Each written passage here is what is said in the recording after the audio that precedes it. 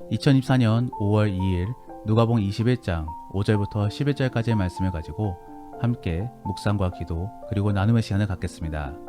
먼저 오늘 본문 말씀부터 함께 듣겠습니다. 어떤 사람들이 성전을 가리켜 그 아름다운 돌과 헌물로 꾸민 것을 말하며 예수께서 이르시되 너희 보는 이것들이 날이 이르면 돌 하나도 돌 위에 남지 않고 다 무너뜨려지리라. 선생님이요, 그러면 어느 때에 이런 일이 있겠사오며 이런 일이 일어나려 할 때 무슨 징조가 있사오리까? 미혹을 받지 않도록 주의하라. 많은 사람이 내 이름으로 와서 이르되 내가 그라하며 때가 가까이 왔다 하겠으나 그들을 따르지 말라. 난리와 소요의 소문을 들을 때 두려워하지 말라. 이 일이 먼저 있어야 하되 끝은 곧 되지 아니하리라. 민족이 민족을, 나라가 나라를 대적하여 일어나겠고 곳곳에 큰 지진과 기근과 전염병이 있겠고 또 무서운 일과 하늘로부터 큰 징조들이 있으리라. 예수님이 예루살렘에 입성하시고 난 이후의 일과를 생각해보면 낮에는 예루살렘 성전에서 말씀을 가르치셨으며 밤에는 베단이라는 마을로 이동하셔서 그곳에서 쉼을 가지셨습니다. 그리고 예루살렘과 베다니의 거리는 약 3km 정도로 떨어져 있었으며 또한 산을 넘어서 이동해야만 했었습니다. 그렇기 때문에 오늘 본문에서는 예수님 일행이 베다니로 가시면서 산 비탈길에서 저 멀리서 바라보이는 성전을 바라보며 말씀을 나누었던 것입니다. 더불어 예루살렘 성전의 경우는 당시에 있어 주변 나라들 사이에서도 아름답기로 손꼽혔던 그런 신전이었습니다. 그러므로 로마의 역사가 타키투스의 경우는 그의 글 속에 이 성전에 대하여 극찬하였던 것이지요. 더불어 훗날에 예루살렘을 무너뜨린 티투스 장군의 경우는 성전에 박힌 금은 보화들을 떼어내기 위하여 예루살렘을 공격하였다라고 전하고 있습니다. 그만큼 성전은 화려했으며 또 아름다웠던 것입니다. 그러므로 석양에서 비치는 성전의 모습은 대단히 아름다웠을 것이며 또 그렇기 때문에 당시에 있어 제자들은 감탄을 금치 못하였던 것입니다. 여기에 대해 예수님께서는 훗날에 일어날 일들을 미리 말씀해주고 계십니다. 바로 이러한 아름다운 성전이 결국에 무너지게 될 것이라는 말인 것입니다. 그러면서 또 한편으로는 종말에 대해서 말씀해주고 계십니다. 결국 멸망이라는 공통적인 소재를 통하여 종말과 재림에 대하여 말씀해주고 계신 것입니다. 그러면 오늘 본문 속에서 전해주고 있는 종말의 모습은 어떠한 모습인 것이냐? 결국 거짓 선자들이 수없이 등장하게 될 것이며 또한 전쟁 및 자연재해들이 발생하게 될 것이라고 전해주고 있습니다. 그리고 이러한 내용들은 사실 요한계시록 속에서도 더 정확히 말씀해주고 있습니다. 그래서 오늘날의 우리들은 여러 매체들을 통하여 그 종말에 대해 보았고 또 상상해 보았을 것이며 그리고 두려웠던 적도 있을 것입니다. 그러면서도 또 한편으로는 이 종말이 나 때에는 임하지 않기를 바랬던 적도 있을 것입니다. 그러면 예수님 및 하나님께서는 왜 이러한 종말에 대하여 우리에게 말씀해주고 계신 것이냐? 바로 그러한 부분들에 대하여 저는 오늘 본문 말씀을 통하여 함께 나누어 보기를 원하는 것입니다.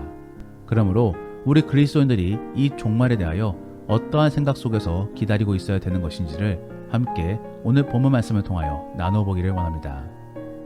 첫 번째로 예수님께서는 우리에게 믿음을 변치 말 것을 당부하기 위하여 종말을 말씀해주고 계시는 것입니다. 즉 화려한 세상에 현혹되어서 믿음을 저버리게 될 것에 대하여 경계하게끔 만들어주고 계신 것입니다. 그러므로 오늘 본문에서는 화려한 성전에 대해 초치는 말씀을 전해주고 계신 것이지요. 결국 그러한 화려함 속에 속지 말라라는 것입니다. 그러면 우리는 왜 그러한 화려함에 유혹돼서는 안 되는 것입니까? 거기에는 생명보다도 멸망이 기다리고 있기 때문입니다. 실제로 예루살렘 성전은 몇십 년 후에 무너지게 됩니다. 그러므로 오늘날에는 예루살렘에 통곡의 벽만이 남아있는 것이지요. 이것은 세상도 마찬가지입니다. 세상은 화려합니다.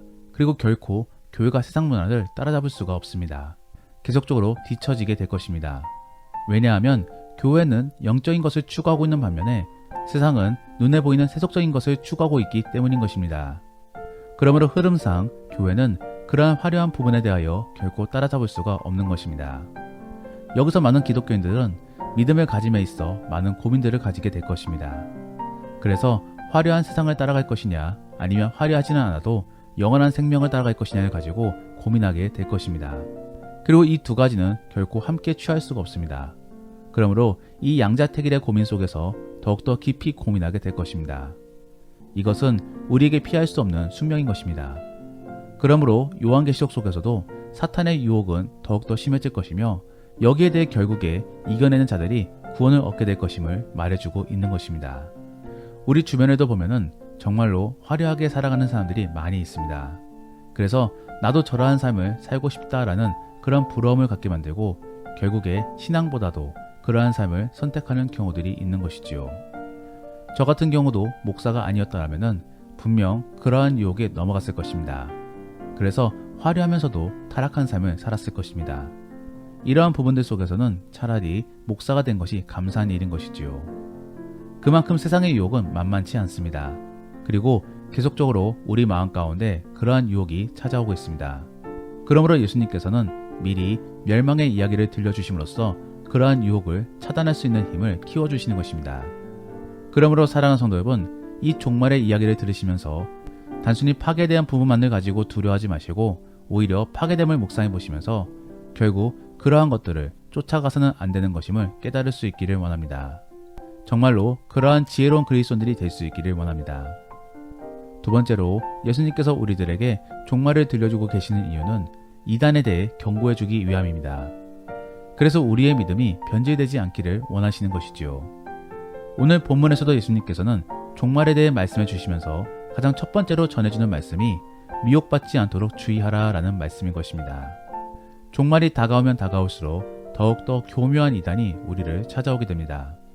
그래서 구약시대에만 해도 몇몇의 거짓 선지자들이 있었으며 또 타종교의 신앙이 주의 백성들을 유혹했다라고 한다면은 이제는 정말로 끝만 다른 그런 이단이 우리를 찾아와 유혹하는 것이지요. 사랑하는 성도 여러분, 신천지나 구원파와 같은 그런 단체만이 이단이라고 생각하지 마시기를 바랍니다. 그러한 이단들도 참으로 교묘하지만 더욱더 분간이 되지 않는 그러한 이단들도 등장하고 있습니다. 바로 교회라는 이름 아래에서 말입니다. 우리가 이단으로 규정하고 있는 기준 중에 하나는 예수님을 구원주로서 믿고 있느냐에 대한 부분인 것입니다. 그러므로 신천지나 구원파 같은 경우는 교주를 구원주로 여기고 있기 때문에 이단인 것입니다. 반면에 만일 교회 안에서도 하나님을 예배하고 있음에도 불구하고 목사님을 주의 대리자로서 판단하고 모시고 있다라고 한다면은 그것 또한 이단일 수 있는 것입니다. 그러므로 만일 교회 안에서 목사님을 추종하고 있다라고 한다면은 그것은 이단일 가능성도 있습니다. 그러면 건강한 교회는 어떠한 교회가 건강한 교회인 것이냐? 바로 계급이 없는 교회입니다. 그래서 모두가 역할만 다를 뿐 동등하게 대우를 해주고 또 존중해주는 교회가 바로 건강한 교회인 것이지요. 더불어 말씀을 함께 나누며 서로 탐구하고 또 계속적으로 함께 주의 뜻을 찾아가는 교회가 바로 건강한 교회인 것입니다.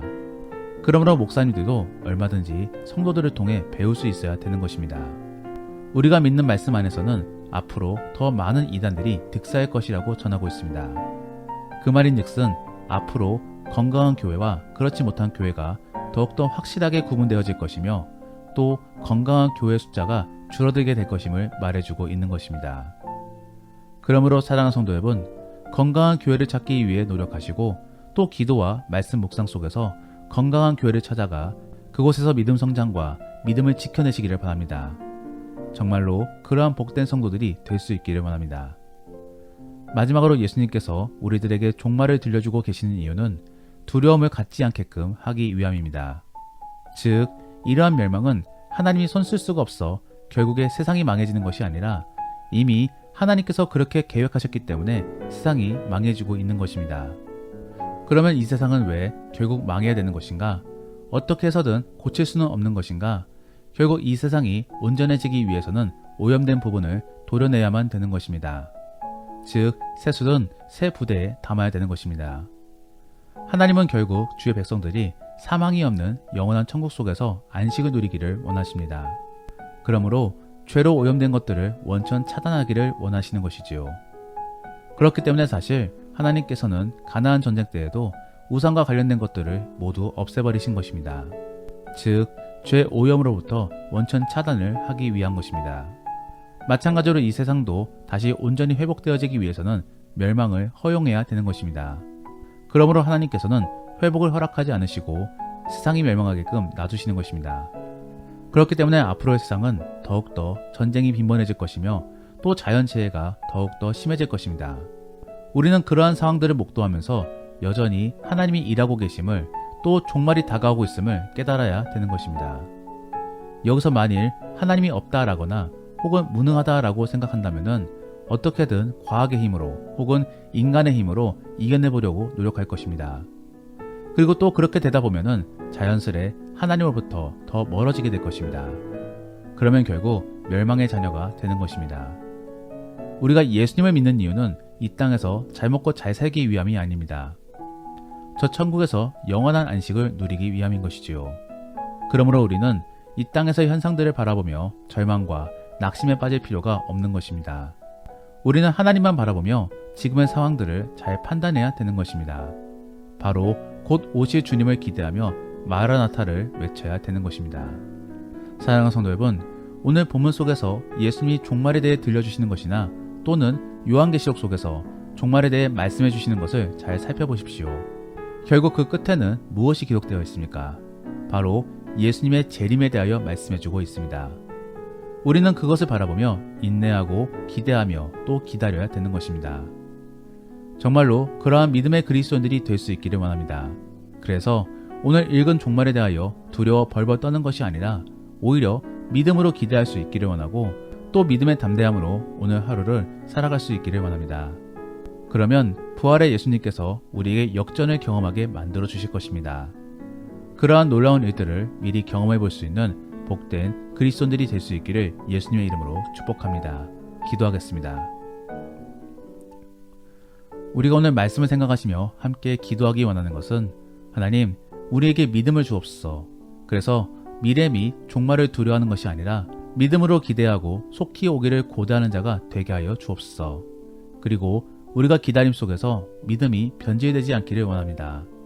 좋은 교회와 믿음의 동역자들과 함께 믿음을 지켜나가며 주님만을 바라볼 수 있게 도와달라고 함께 기도하겠습니다. 더불어 오늘 본문 말씀을 가지고 믿음의 나눔이나 혹은 가정 예배를 드린다라고 하신다면은 성경에서 전하는 종말에 대해 나누어 보시며 우리는 이러한 종말에 대해 어떠한 마음으로 바라봐야 될 것인지를 함께 나눠 보시기를 바랍니다. 그래서 우리가 정말로 그 종말을 고대하고 있는지를 서로 살펴보시기를 바랍니다. 그리고 이단에 대해 생각해 보시면서 이단의 특징들에는 무엇이 있을지를 서로 나누어 보시기를 바랍니다. 그러면 이제 주님과 함께 깊은 대화의 시간을 갖겠습니다. 오늘 하루도 주 안에서 승리하시기를 바랍니다.